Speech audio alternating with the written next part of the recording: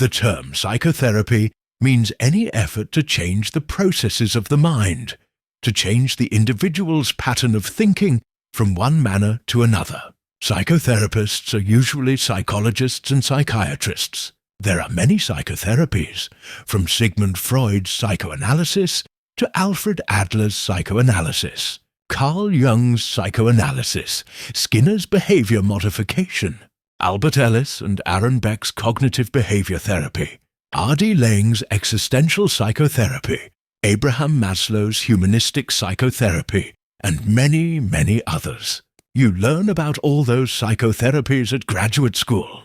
You are supposed to apply to your clients which one they are amenable to, or which one you believe that would suit them. For example, if they are hyper-rational cognitive behavior, therapy probably would suit them. If they are philosophical existentialism that takes from Jean-Paul Sartre, Albert Camus, Karl Jasper, Heidegger and others that confront the meaninglessness of our lives on earth, would be useful. Whereas if they are not intellectual, mere supportive therapy, hand-holding would suit them best. Most therapists are eclectic. That is, choose those therapies that would apply to their clients and use them in talking to them. Typical therapy is 1 hour a week for about a year or more. Therapy costs money up to $200 to $500 an hour.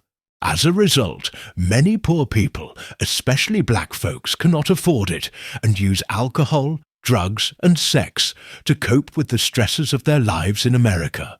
If they are court-mandated, say, for anger management, they do group therapy. Those are cheaper, about $35 per session, usually for 2 hours on a weekday evening. A week for a year.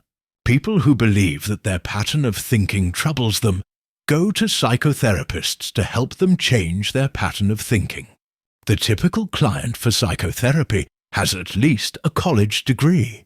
People with less education tend not to have the intellectual ability to process their pattern of thinking. Generally, clients believe that there is something wrong with their patterns of thinking, and believe that their mind is weak, and expect the psychotherapist to make their minds stronger. For example, the client may say that he has low self-esteem and low self-confidence, and wants the therapist to help him develop positive self-esteem and social confidence, and believe that to do so, he should have a strong ego self. Naive therapists often try to make their minds stronger. If they do, they actually compound the patient's issues. For now, his wrongful pattern of thinking is made stronger, and he suffers more psychological pain than he did before he went to therapy. Consider college female students. They are told by their teachers in sociology and women's studies departments that all men are their enemies, are benefiting from patriarchy, and therefore must be persecuted, pulled down. Women's studies departments teach these impressionable kids that men are abusers and make them angry at men. They take assertiveness training classes and become aggressive. Normally, women tend to have passive-aggressive style of communication. Now they are confrontative with men. They were told that they have historically been men's victims. They see themselves as victims and see men as victimizers. As an aside, let me say that both men and women are victims of each other. Never mind. I am not here to correct the immature and juvenile ideas that masquerade as good ideas at women's studies departments. Naturally, men run from confrontational and paranoid women. For the typical man does not see how he oppresses women. In his mind, he is a slave who works hard to make a decent living for his wife and children. And he does not see himself as an oppressor of women.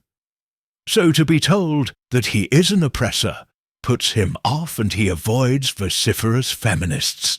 Feisty feminists generally end up single. Lesbians, and in old age, are at assisted living homes and old folks' homes, lonely and abandoned. Listen. We need to change the pattern of male and female relationships and make them equalitarian and mutually respectful of each other. One is not denying that in the past men had more power than women. This got to change, but we must go about it in a friendly manner, not by telling men that they are all abusive oppressors. In the meantime, neophyte therapists help their clients to develop strong egos. Because the client is now inflexible and stronger, in his pattern of thinking he experiences more psychological pain. He is sent to psychiatrists for medicinal intervention. If his issue is anxiety, he is given any of the anti-anxiety medications. If it is depression, he is given any of the anti-depression medications. If it is mania, schizophrenia, and delusion disorder, he is given medications right from the get-go. For those, usually are not treated with talk-based therapy, but with antipsychotic medications. In time, if the patient is frustrated enough, he seeks other forms of psychotherapy. If he tries spirit-based psychotherapy, he is told that his issues emanate from ego, big or small, and that it does not need to be made stronger but weakened, even eliminated if he is to be healed from psychological pain.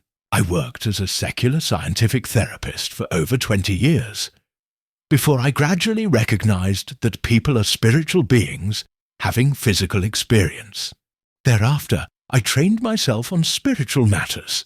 I read up on the religions of mankind, such as Hinduism, Buddhism, Taoism, Zen, Gnosticism, African and Native American religions, and then reviewed my inherited Christianity, traditional New Thought religions, and New Age Christianity. Building on those, I formulated a spiritual psychotherapy that may be applied to clients who so desire it. Spiritual psychotherapy means letting go of one's ego, big or small. This generally entails decompensating one's ego, and instead of recompensating it, making it strong but asking what Christians call the Holy Spirit, or, if you like, one's higher self, to now help one think properly. The Holy Spirit is a fancy name for thinking that is driven by love and forgiveness for all people. If you, love all people, and forgive all those who wronged you, you are being guided by the Holy Spirit and will immediately experience less psychological pain.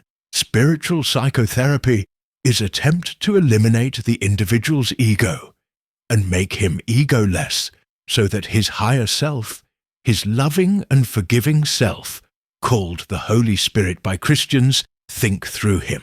Such thinking makes one feel peaceful and joyous. Spiritual psychotherapy enables one to return to love. It is the only therapy that heals people. To heal is to join what was separated from. To heal is to return to union with God and all His creation. God is love. We separated from love, from God, to go hate ourselves and each other in the false world of separated selves, space, time, and matter. When we return to God, that is, to union with all and love for all, we are healed. I am not going to even try offering details of spiritual therapy beyond saying that it entails returning to love, to forgiveness and God. You can peruse some of my books and articles to have a glimpse of spirit-directed therapy. The rational thing to do is to combine spiritual psychotherapy with secular psychotherapy and, where necessary, with medications. Human beings, in their present state, are made of bodies, minds, and spirit, and all three aspects of them have to be addressed in psychotherapy. Ultimately, we are only spirit. If you return to the awareness of only spirit, you will not see this world, or see it only when you want to do so. You are now an illuminatus. You are illuminated to your light self, your real self. You are now in God's love and light. Illuminated persons include Buddha, Jesus, and a few other enlightened persons.